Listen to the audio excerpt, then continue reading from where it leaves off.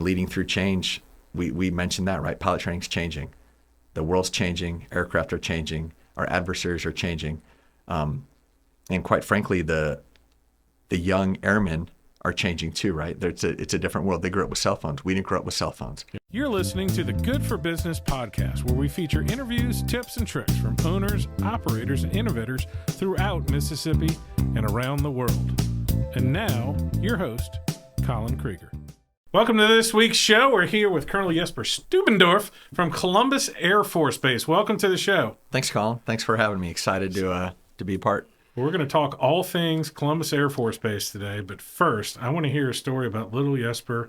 Did you grow up in the fjords of Canada, Europe? Where are you from? Something like that. So, yeah, I got a little bit of a different name. So, I was born in Sweden. Grew up in Sweden until I was 5, and then we moved over to the U.S. My dad was Swedish. My mom's American. He came over on a track scholarship training for the Olympics. They met each other, got married, went back to Sweden. Interestingly enough, he was a test pilot in the Swedish Air Force, and he did some of that.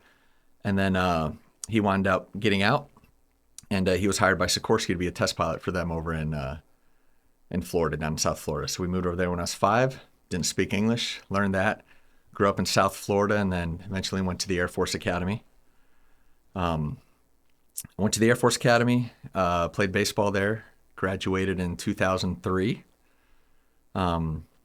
And then met my wife there. We got married right after graduating. And then I kind of started that Air Force journey that took me all over the U.S., all over the world. And interestingly enough, I'm here at Columbus now. It's my third time. Third time. When was the first time here? First time was, when I started pilot training, I did T6s when they first came out. That's our primary trainer we use now. Yeah. But when they first came out, they were at Moody Air Force Base. So I started there. And then I came to Columbus for T1s, so kind of the follow-on training. And that was 04, most of 04, a little bit of 05. Okay. And did Straight T1s. line windstorm, and then I came here at the end of 05 with Katrina. So yep, look at that. Town's changed quite a bit since then. It has. And so is the base. The base is rocking and rolling. Yep. So how many bases did you have to stop in during your illustrious career? Oh, man. My wife could tell you exactly. 13 maybe. 13 maybe different stops, but some of those involved coming back. I think it's 13 moves, so maybe 10 bases. We were at Travis twice and Columbus now 3 times. So how many do you know off the top of your head? And I think I heard the number the other day, or maybe at the Air Force Ball. How many pilots is United States Air Force training a year? Do you know? So the goal is to get to 1,500 pilots a year. Columbus this year, fiscal year 25, we did 344, and our goal for next year is 425. So pretty good odds that if somebody stays in the instructor pilot program, about half of them are going to come through here. Is that a safe number to say? A little under a third, probably. So there's 3 main pilot training bases, and then you've got NJEPT, which does a few too. Also, it's Euro-NATO, so a lot of our partners in Europe, and then some U.S. pilots there too. But the primary ones are Columbus Air Force Base, Vance Air Force Base, and Laughlin Air Force Base. There you go. So if a youth is in ROTC or anything in high school, and what's their first step to get in the Air Force? Do you know off the top of your head what it is today? Just walk on up to the base, or you go to the recruiting station, or what do you do? Yeah, so there's a couple different ways, right? You can join the Air Force. One is you can enlist, and that's right out of high school. And you would go through a recruiter, and then you go to basic training, which is at Lackland Air Force Base in Texas, and you can join that way. If you want to go the officer route, then you would need to get a 4-year degree. And you could do that. You can enlist first and then go to, most of that would be officer training school. So you can go to the Air Force Academy. That's how we get a good portion of them. You can also go to ROTC, like you mentioned, at a university. Or you can just go to school normally and then through officer training school. So then you go to OTS at Maxwell Air Force Base, and then you can join that way. So they're kind of the 3 primary ways that you would become an officer in the Air Force. Okay. And am I correct, given what year it is and amount of sorties, Columbus Air Force Base is we say the busiest training Air Force base in the country? It's top 5. Top 5? Busiest airfields, yeah. Okay. That's pretty cool. How many planes do we have flying up there? We have a little over 200 airplanes at Columbus. And new ones coming in? New ones are on the way? Is that the promise? T7's supposed to be coming August of 27 is when that should be getting here. So if I'm my buddy Mike Talley's house on Friday afternoon having a adult beverage, are we going to see a cool new plane flying over there? come August of 27. That's the August plan. of 27. So that'll be nice. Moving forward. Yeah. Cool. We're excited about it. And to the average instructor pilot who comes through the base, so like say they go to training at Laughlin, they come here and y'all have the more terminology than anybody in the world, more acronyms than anywhere in the world. If they're coming here on their stop, are most of the guys coming, this is something I don't even understand, how long are they committed to the Air Force? After you graduate pilot training, 10 years. 10 years. 10 okay. years. So a commander like yourself, though, you'll end up you're going to be early 40s and have a chance to retire from the Air Force normally? That's right. If normal, right? Start college at 18, graduate at 22, go in the Air Force, 20-year career, 42, you could be retired in 20 years. Or just hang out here forever, right? That's right. You could do up to 30 or more. And so I assume there's a decent amount that they get 10 years in, then they go fly for Delta or fly for some other company. Is that correct? That's right. It's not a bad gig. Not a bad gig. Let's talk a little about life here in town. So you've been, how long since you got here in your position as you have now? 3 months. Oh, wow. Okay. So it already seems like longer. And how many children do you have? 5 kids. How are they enjoying Mississippi? What was the stop before here, though? Texas. We came from San Antonio, Texas. Okay. So it's hot there, kind of a dry heat. Here's kind of a wet, humid heat. Yes. But like I said, third time through. So we're used to it in some regards. 5 children, 3 of which were born here, right at Baptist Hospital. So, okay. So they're locals, maybe. Yeah, some sort stops of. in between, but yeah, they were born here, and yeah. So it's good to be back. I've been here 20 years, but there's little old ladies in big white houses that say I'm not from here because I've only put 20 years of time in. I have 2 of my 3 kids were here, and one of them was born. You don't have the accent. No, so. I can't. I can do multiple fake Cajun accents to sell a house, or Cajun and country accents to sell a house. So if I go back to New Orleans for a couple of weeks, I'll come back and be like baby and darling and kissing every woman that walks up. And if I have to talk to somebody about buying a farm out here, I'm going to go ahead and draw it up a little bit. That's what you got to do to get the houses sold. But my involvement with the base probably started right when I got here. Sonic Johnson was the public affairs guy. I went on with Papa John's, and we had to get more than one driver on the base. And then that discussion led to him. I think at that time, the base community council was just kind of getting started, and there's also a military affairs committee. So there's 2 separate ways that the community can get involved with the base, other than I think there's special events you can sponsor. There's the air show and that sort of thing. Mm-hmm. Since you've been here 3 times, and I'm guessing that's at least 4.5 years, what have you seen about the impact of not just the base on everyone, but the community at the base compared to other bases? Yeah, so one of the strength, I think, of Columbus Air Force Base community is the local community. How much you invest in the base, care for our airmen on and off the base, and take care of them. We have the pilot partner welcomes, right, where local businesses, community sponsors would sponsor a class. And so that provides a great meeting local people, input on people you can reach out to and get help with different things here.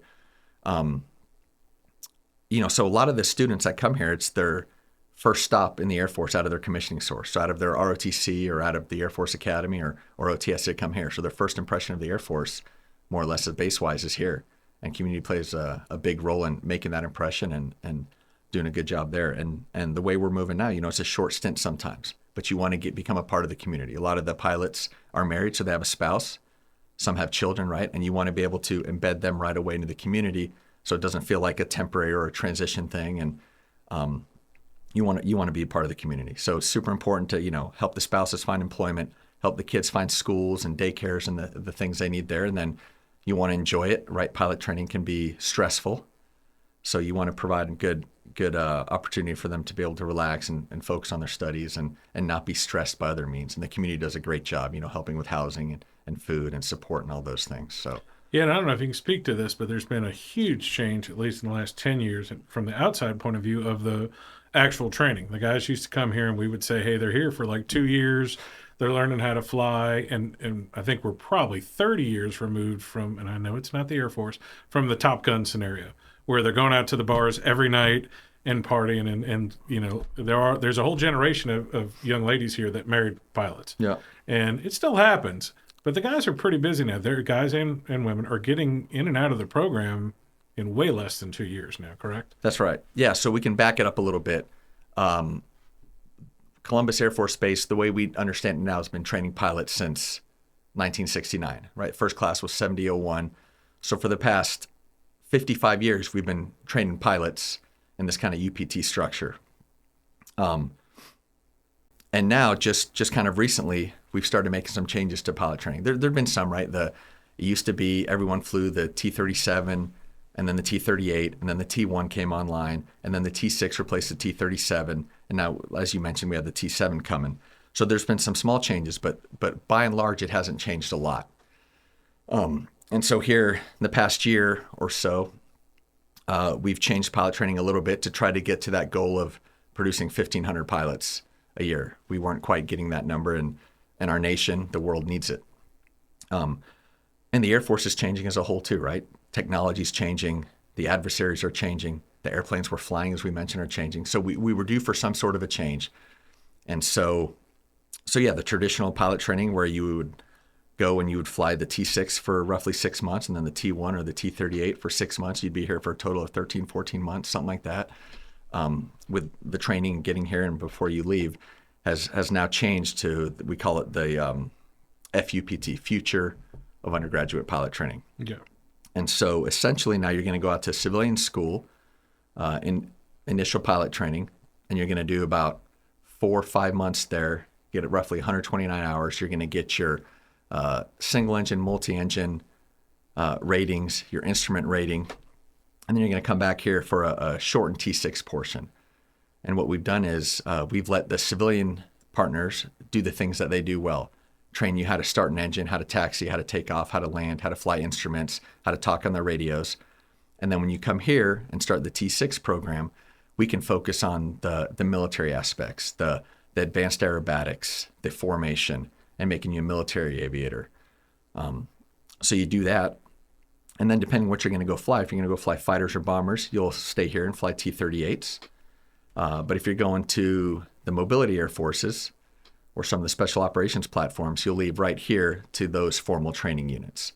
So whereas every student pilot was here for 12 to 14, 15 months maybe, now you might physically just be in Columbus for 4 months, since we're doing some of that portion of IPT outsourced. So it's changed a lot, and there's change and flux, and it makes it harder on families, and we still need to make sure we get the same product at the end of the day, because we can't afford to graduate less qualified, less capable pilots. Well, I think there's always, I want to call them prejudice or misconceptions from the public about the Air Force, but most people are thinking F-22 and the bombers. Can you talk about the other planes and other aircraft and stuff that pilots are being trained to fly? Because I think most people don't understand support roles, not even active duty stuff, refueling planes, C-130s, all that sort of thing. How many planes other than the F-22 and the B-2 do your guys end up with when they come out of the program or become, not active duty, but full-time Air Force guys? Yeah, no, there's a lot, right? And the majority of the pilots won't go to fly fighters or bombers. They're going to go fly what we call mobility aircraft, and those primarily cargo and tankers. For myself, I'm a tanker pilot. KC-10s was my primary weapon system. So there's a lot of airplanes, and then there's all sorts of oddities and that come off of that. And some platforms you need to go and fly something first, and then you can go specialize. Right? Very rarely do people they don't go straight to the B-2. You go fly the B-1, the B-52, something like that, and then you could go specialize down the road. Or for example, the U-2, you wouldn't go straight to that. You would go fly something else and then move to that. So there's a lot of airplanes like that. But yeah, there's a lot of airplanes. And so Columbus had an air show recently before I showed up. So that's a great opportunity where there's a lot of airplanes out. You can come see them, walk on them, climb on them, talk to the maintainers and operators that run them, and get to see. But there's a lot of airplanes out there. And speaking of the other misconception that I run across all the time, can you speak to all the other people on the base? Because we're in the high 2,000s or 3,000 people on the base. Yeah, over 3,000. Yeah, and not all of them. If you only get 1,500 pilots coming through, people are doing. The support staff's incredible, and a large portion of it is civilian. Correct? That's right. Yep, there's a lot. So the primary mission of Columbus Air Force Base is to train world-class pilots, and that's what we do. In order to do that, you need all sorts of support and things to enable that. Right, so we have 3 big runways out here. One's 12,000 feet, 2 miles long, and then 2 other runways. And so everything on the base revolves around that, right? Graduating student pilots. Every 3 weeks we have a graduation where we graduate roughly mid-20s number of student pilots for our Air Force that are going to go out and fly those airplanes. But to make that happen, it takes a village, in this case, a community, Columbus Air Force Base, and the town of Columbus, right? So we have 3 main groups on the base. Operations group, which is the operations, the flying portion. We have the mission support group, which supports that. So think housing, think youth center, think daycare for the kids, think all the food, all the support functions, kind of the face of the base is a mission support group. And then you have the medical group, right, to make sure that everyone on the base is healthy and the pilots are ready to go up and fly and they're getting the care that they need. Medical group. And then typically at bases, you would have a maintenance group as well. Here, our maintenance is contracted out, maintenance, but so a lot of contractors, civilians that work to support flight line ops to make sure the airplanes are fixed, they're fueled, they're ready to go. So takes a big machine to make one pilot. A lot of time, a lot of investment, and nobody does it better than Columbus Air Force Base. Well, I've seen it, and I compare it often to our industrial sector here. The big industrial park we have here is $15 billion worth of buildings, and most people have just driven by it. And with the exception of the air show, they don't get to see everything going on there. You've got, I'd say a small city, but when you have 3,000 to 5,000 people at noon on Wednesday is a good rule of thumb. Yeah. Columbus has 23,000 people, but at noon on Wednesday, there's about 60,000 people driving by Chick-fil-A and the main corridor. So y'all have that sort of small city. Can you talk about the economic impact? I like to say, people say, well, if it was a business, well, just because it's the federal government, it is a business. There's private contractors out there making money. There's people are buying houses from the money they make there. Do you have any idea of the roundabout number of that? So fiscal year 24, I think it was $547 million was the economic impact of the base to Columbus. Pretty big. It is. It's $500 million. I'm going to go with the B on that. So $500 million impact, which is huge. And again, 3,000 to 4,000 people once you factor everybody coming on base. That's huge. Yep. People, it's almost inconceivable to say, okay, well, we're going to pick another industry that has something that big. You're talking university level. You're talking major. Both Baptist Hospital would be a similar impact. Yeah. Now that they've bought the Baptist, should be closing in a couple days. I'm looking at my phone for the thing on the hospital over in Starkville, and that's people may not have that idea of it again because you just can't stroll onto the base every day and bother you. That's right. I mean, it's like we said, over 200 airplanes. I think 211 airplanes currently on the base. Right, we fly over 200 sorties a day, roughly 1,000, 1,200 takeoff and landings every day, one of the busiest airports in the world, and that's a Tuesday for us, So it's, it takes a team to make sure that happens. It's not easy, and but there's a lot of things going on over there. I think you ask some of the residents that they'll hear stuff going on, right? They hear the airplanes over their houses, but yeah. We let's move forward to how we get involved with the base. So there's a public affairs department in the base. There's a little magazine. They do events that people can sponsor. The big ones, of course, air show. This was our off year. Next year, I think we'll have another one. Is usually how it goes, unless COVID gets in the way. But the main ones are the base community council, which if you need to find out about that, call me. They come out there usually every other month or every quarter, depending on when it fits into the schedule. And then there's a military affairs committee, which, as you said, runs the pilot partner welcome nights, which tries to connect businesses with the pilots. And again, that's changed over the last 10 years because we used to have them for almost 18 months. And so you get to throw a pizza party for them and meet them. And now it's a little bit of a moving target because they may come in, on a Tuesday and they're just work. And it's a pretty serious operation. But I tell people one of the most inspiring things to go is to go to assignment nights and things where you see some guys are getting to live their dream and go after some crazy jets. I think most of them, and if I'm correct, when they're up there a week or two, they may have already learned, I'm not to get in the F-22 program or anything like that. But I've been up there before when, I saw an F-22 parked on the runway and I'm like, it's going to be a good night today. Yeah. They're coming to get them. Can you talk about the importance of each one? I know you've been to both. The base community council now has grown real big and they've started to have more and more people eat. So we go up there. It's like a Wednesday at lunch. Sometimes you'll have an educational moment or a tour of the base that we had last time.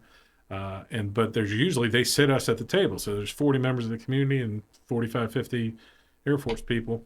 We get to sit with you, interact with you, and then y'all have done a great job of acknowledging, high flyer or, whoever's doing the best job that week and explaining some of the lingo we don't understand.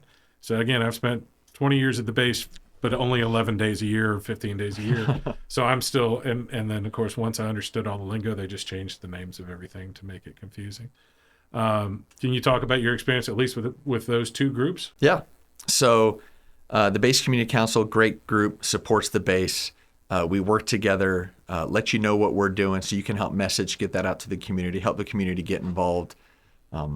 Super important. For example, the last one that we just had, the Base Community Council, was we opened Starbase, right, where local schools can come on base and do the STEM type activities and do that. And we're super proud and super excited to have that. And again, another way to get the community on the base to see what we're doing, because what we're doing is important, right? It's important for our nation. It's important for the world. And so the more we can get interaction with the base or with the community on the base is really important. Military Affairs Committee, again, another group that helps support the base.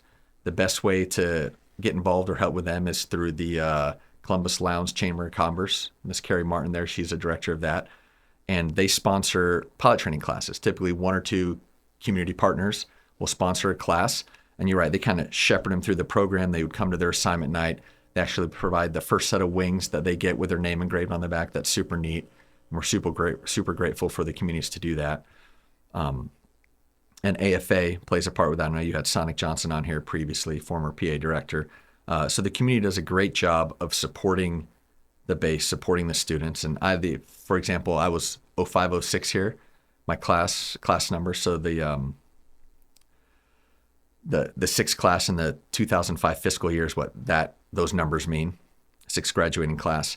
And the Kiwanis Club was one of our community partners. And I just had the opportunity to, 21 years later, to go back and 20 years later to go back and talk with them about the impact they had in our class. And it was neat to share with them what all the different individuals in our class are doing now and where they're at. And so you get that tie. It just makes you feel like home.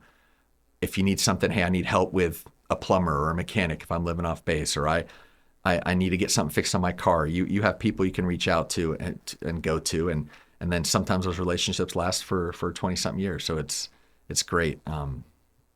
It's important. And the more the base feels involved, invested with the community, and the more the community feels involved and invested with the base, I think that makes for a partnership, makes for a great relationship. And as you know, in business and in everything we do, relationships is what matters.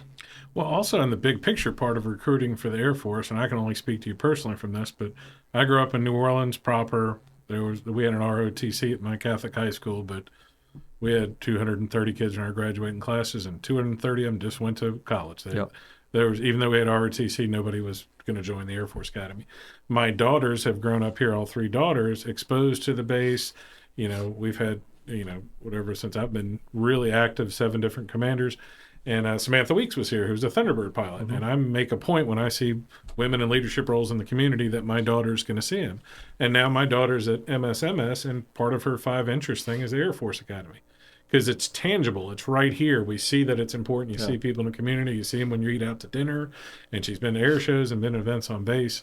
And I can't speak enough about that, about seeing people in the community, and, of course, seeing women, female pilots and female engineers and female mechanics, of knowing that that's something tangible she can get out and reach for, as opposed to the commercial during the football game or something, which both matter, but I think both are interesting. And we can speak a little, I don't know how far we can go on it, but about how the Base Community Council and the Military Affairs, both, there's a lot of people on both groups, can fill in the blanks and pick up things when there's stuff that the base can't do. So not necessarily funding, but when there's things, we talk about reciprocal licensing. Mm-hmm. You're talking about wives coming in or husbands coming in that are a nurse, and you literally have had to fight. These are mainly oversights by most states where they say, well, they're a registered nurse here, they should just be able to come and be a nurse here. And you just think everybody thought of that 30 years ago. They haven't. It's been quite a jump. And sports has been another thing that's been, I say, flared up the last couple of years. But we have big, tall, strapping young men such as yourself who have big, young, strapping kids, and you show up in August and they're like, well, your kid can't play football. And it seems like such a simple thing, but sometimes it takes the community to work with the base to solve issues like 100%. that. Yeah. And the community here is great. Right. For example, I have a senior. So last night was senior night for Caledonia High School. So I have a senior. It's her 4th high school in 4 years. That's something that we've put her through, right? That's tough. We also have a freshman on the team. those tryouts happened the previous year, so you can work out in the summer. So I had to call the school, reach out, hey, we're moving here. Can we, we work with them. You able to work things out, but it takes a lot of work on the member. And I've been in this for 22 years, so I kind of know, hey, we're getting ready to move. I got to find soccer club for my son, volleyball for my girls, and get the schooling set up and all those things. So the more the base is involved, people are involved and invested, it helps. For example, recently the law was passed where on the base you can attend any school in the county, and that was nice, right? Currently, there's a lot of people that do homeschool on the base, right? And right now, Mississippi, homeschoolers can't play local sports with the high schools, and some other states that can. So I would love to see that get worked on and try to get changed where, on average, there's 2 to 3 times as many homeschool families in the military as there is outside the military. And so it's a constant work, a constant progress. But the more the people are involved with the base, they see that they're real people and things change. And the one thing about the military is, right, we talk about the mission and the people. What's more important, or what comes first, right? Well, the mission's the most important. That's why we wear the uniform. That's why we go deploy. That's why we go do difficult things where you put your lives on the line. But the people matter. And that's where leadership can play a big role, is taking care of the people. When you're going to do the mission, you want to know that your family's being taken care of, that they have the resources they need to continue with school, to see the doctors, to get the help and care they need. And like I said, community, we've been around a lot of communities. Not many do it as well as Columbus does. Well, that's another reason for people to come involved with the thing. I tell them, I was like, if you want to meet any of your state elected officials, come to the BCC luncheon, because they're going to be there. But it's also a good time for them to hear somebody from the base go, my kid didn't get to play football. And every time I hear a story like that, I see Senator Chuck Younger's face go, well, why not? Yeah. And it seems like such a simple thing. And then he's got to go down and do all the parliamentarian operations to make something happen. Sometimes it's a secretary at school you have to get by, but it's good to hear that sort of communication. It makes it real. I like to say I go to the BCC luncheons and pilot night for energy. Remember rah, rah, rah, USA sort of stuff, because it is our best and brightest there. And again, I will say this, I'm at night and graduation stuff, like you might tear up, and they're a little less rowdy than they were 10 years ago. Again, but it's another thing to see. Like, I don't like to say your tax dollars in action, but it's like America in action. You know? I think, people may have a perception of the Air Force the same way they might have about like the Marines or grunts or stuff walking through there. A lot of these kids in this officer program, when they get out of there, they're doing grown-up jobs. You know what I mean? Like, these are super sharp kids. We say in real estate all the time when we get them, and a lot of them just need to rent, but the ones that know they're staying for that elusive 3 to 5 years, we're like, only question I ask my assistant or ask another agent, I'm like, is this Top Gun or engineer? Yeah. Like, which one are we getting? Are we getting the guy that isn't going to read anything, or I just have to hand him a binder full of information and his wife's going to buy the house? Yeah. And those sort of profiles fit pretty good for most of the guys on base. Like, all of them are, for a great part, of course, credit score is great, meticulous, organized, but to say what you were speaking about, the homeschool thing, especially after COVID, I don't know the percentage. I'd pin it at least 20%, but a lot of the families, I think, when they're moving through the process at the base and going to different bases, I think at some point they're like, yeah, it's hard switching schools, registering, and so you can control your schedule. You can take vacation or leave when it works for, the military members' schedule. And so homeschools, it's a big deal. And Yeah, we have a magnet school here called MSMS, Mississippi School for Math and Science, and the outgoing commander, or the last commander, Colonel Grieve, and Jim Weinstein, the med group commander, both had their kids there at once. Yeah. Jim still got a kid there, and they're super involved, and that's become our discussion over the last year. Is like, well, we need to make some exceptions on this deadline. It's the best school in Mississippi, and it's 20 minutes away from the Air Force Base, and we're bringing some of the best kids in the country here. That's right. Yeah, it's a kind of a mutual relationship, right? Yeah, and you said, just give us, I understand if it's September, you can't break into an exclusive school, but like if it's June, can we at least have a discussion or 1 or 2 spots for the people, because it's another, I don't know about an enticement. Like I don't think you'll get to pick every base you go to, but further on in your career, you could be like, could I maybe go to Columbus? And if you knew the school was there and knew it was available, 100%. another wonderful thing. And I think over the last year, I've seen more involvement with Mississippi State and, of course, our airport with the university. Yeah. So can you speak about that, about the involvement with the local? I know do y'all land occasionally at the Golden Triangle Airport? We do quite a bit. Okay. Yeah, we have memorandums agreements. We go over there, do a lot of our training, and a lot of our training happens out in the community. I said one of the busiest airfields in the world, but we still can't get everyone in there and get all the training we need. So we go out to, Tupelo, some Greenwood, Golden Triangle, a lot of different airfields, and do a lot of our training there. And again, community support and involvement. You don't even think about it that way necessarily, but we couldn't do our mission without some of those agreements and partnerships. Is that another strength of Columbus Air Force Base?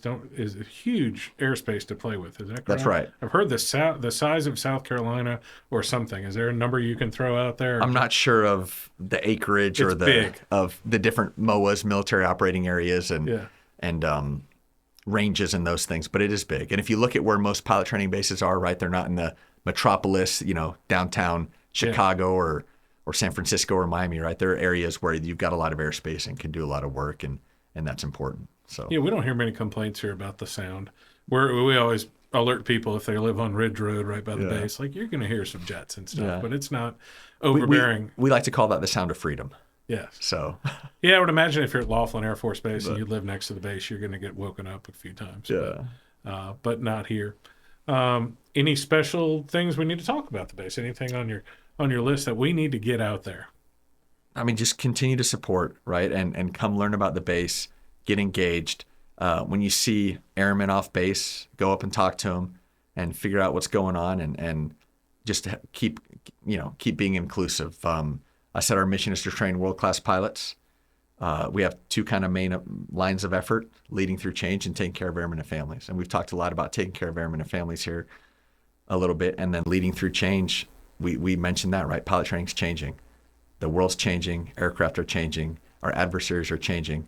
And quite frankly, the young airmen are changing too, right? It's a different world. They grew up with cell phones. We didn't grow up with cell phones, right? They're able to grab data quicker, understand things better, multitask if that's a thing you can really do, right? Yeah.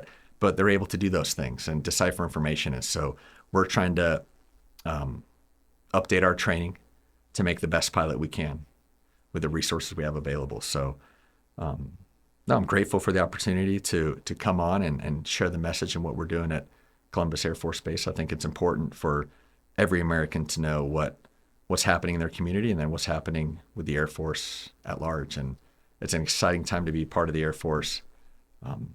Like I said, a lot of changes, and doing everything we can to be as prepared and ready for any challenges, any opportunities that we're called upon to execute. On the training part of it, I'm going to stop. It almost sounds like we're getting off. I'm not get off yet. How integral is the SIMS program becoming in the training now? Simulators? Yes. Yeah, it's huge. Huge. Right. Part of this new syllabus, we're cutting some of the sorties in the T6 and putting a lot more things in the simulator because they're that good, they're that advanced, they're that real. Right. For example, if you go to Delta, the first time you're going to fly the airplane is with passengers on it. Right. We're not quite doing that here, but and that's a different type of pilot, different person they're dealing with. But simulators is huge. It can't really replace that seat in the pants feeling of something's quite not right, or the reality of if we don't do this procedure, execute appropriately, someone could die, right? But the training is real. It's really good. You can get all the feels, all the senses, and work on. A big thing we work on is your instrument cross-check, kind of the basics of flying and doing those things, and certain parameters that are required for certain maneuvers. You can certainly do those really well in the simulator. So it's a big part. Well, I would imagine that's incredibly important now to have the state-of-the-art future stuff in the sims. And some of the planes on the base that they're cycling through now are a little bit older, but it might sound like an old Cadillac flying off. But that mechanical part of flying is always going to be part of flying.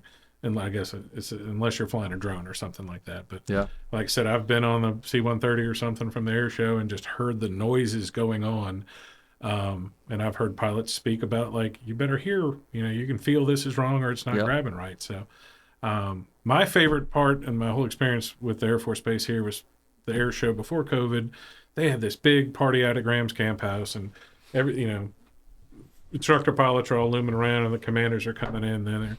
And then like F-22 guys come in their fancy jackets or whatever, and everybody's like, they come in, and then like the stunt pilots come in and the F-22 guys are giving deference to them. Then the guy that owns the Soviet MiG comes in, and people, all of them are asking for his autograph. And I'm almost thinking, like, wouldn't it be like the F-22 guys be the peak of existence? But it went almost like that. They're like, he's flying that cool wreck of an old plane and doing flips and stuff. So it was neat for me to see that. And it's neat to see the respect from private pilots when we have stuff here at the local airport, and that they know. And of course, there's such a huge tie-in with the Air Force on training so many pilots who end up being Delta. I had a cousin who walked out of Top Gun and joined the Navy in like 1985, and he did his 20 years at Delta, and now he's flying somewhere in Alaska or doing something. Hi, cousin Jeff, how are you doing? But that's what he talked about. He's like, he is half the pilots I talk to are either Air Force or Navy. Yeah. So there's a shared experience there that they can share with the world. Yeah. So. Yeah, I mean, we talk about coming into pilot training, you might have an idea of what you think you want to go fly. And then you actually get in the jet and you realize you like this or you don't like this, or, and then you talk to all the instructor pilots that are flying with you. You get their experiences. And I can tell you this, so I've never met a pilot who doesn't love the airplane they fly. It doesn't matter what it is. And then it's kind of like, I played baseball in college. All the pitchers want to hit, all the position players want to pitch, right? So a little bit what you're saying, the grass is greener sometimes, or you think it is. But yeah, aviation is a community, it's a village, and nothing's necessarily easier or harder to fly. It's all different, right? Different factors you need to take in. And you fly fighters, you go faster, you're dropping bombs, you're flying crew airplanes, you're working with the crew, working with the team, providing support to the different aircraft to make sure they have the gas or the cargo they need at a certain time. And putting a bomb on target is as difficult as putting a cargo drop on target. Just how you go about it's a little different. So I think there's respect amongst aviators, and everyone's excited about aviation and they want to know what other people are doing. And then that makes that team that much better, right? You never go in and execute a mission with just one airplane by yourself. You either got people on the ground, you got controllers helping you, you've got maintainers putting into the fight. And if you're going long, you need to get gas and you need to make sure equipment's there. And so it takes a team. And so it's fascinating. When I heard Colonel Grieve, our last second commander, he's pretty famous in the aviation community because he was in an accident with a B-2. And his story of that, he started the story saying, hey, I've lit a B-2 and it crashed. And I'm really glazing over this 3-hour story. And he goes, we learned a whole bunch of stuff from it, blah, blah, blah. But, we crashed on the runway. And I knew it was a 3-hour meeting, and I was waiting to go, oh, come on, we got to hear about him crashing on the runway. I thought he was up in the air, and I'm imagining like Soviets coming after him and all this stuff. And then 3 hours later, I blinked my eyes and we were eating lunch, and I'm like, that was absolutely fascinating. And what the decisions he had to make on the most state-of-the-art plane in the world in 14 seconds or whatever. Yep.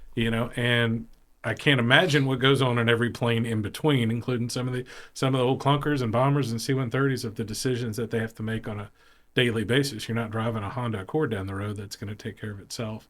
Well, I'm trying to inspire the youth of America to potentially join the Air Force, or at least put it on their register. Can you talk about if they're thinking about it and they're in high school, and we talked about they can walk in a recruitment office, other jobs and stuff that are available, like we talked about the med group or engineering and stuff, and how that translates into a longer career? Because if you become an officer and retire at age 42, you can be looking for something to do. That's right. Yeah, like you said, an Air Force base is like a community, like a town, like a village. So everything you need to run that village, you can find on the base or in the Air Force, right? A lot of military-specific things, maybe dealing with certain types of munitions and those types of things. But you've got everything from public affairs, finance, everyone in the medical field, security forces, defenders, logistics, maintenance, engineers. I mean, you name it, it's in the Air Force. So there's something for everyone. And everyone's just as important, right? No one goes about it alone. And you need everyone to make the mission happen. And like I said, when the flag goes up or when the president calls on us, we need to be ready, trained, and equipped to go do what we're asked to do. Well, good deal. I appreciate you having a day. Look, people, if y'all want to get involved, find me for the Base Community Council. You can go to Carrie at the Columbus Islands Chamber of Commerce. If you're interested in sponsorship at the base or any of the events they have out there, I'll get you in touch with them. And let me know, because the only place to see these guys is at Columbus Air Force Base or Munson & Brothers. Because apparently every instructor pilot goes to Munson & Brothers. Ladies, not including my oldest daughter, Allison. You're allowed to go there. So any parting words? Thanks for having us on. I'm super excited to be back here at Columbus. We have an incredible mission, and we'd love to share it with the community. Anyone who wants to see, contact you, contact the base, public affairs, and we'd love to show you what we do. And yeah. All right. That's it. $500 million worth of awesomeness. Thanks for coming on the show. Thanks, Colin. Appreciate it. Hey guys, thanks for listening to the podcast. My name is Colin Krieger and my day job is real estate. If you're looking to buy or sell, I'd love to talk to you. Or if you just want to sit and talk real estate in a no pressure situation, I'd love to help you. I work with RE/MAX Partners in Starkville, Columbus, and West Point, Mississippi. I can help you find an agent anywhere in Mississippi or anywhere in the country. Just reach out to our office at 662-327-7705 or find me anywhere when you type in 662-329-SOLD.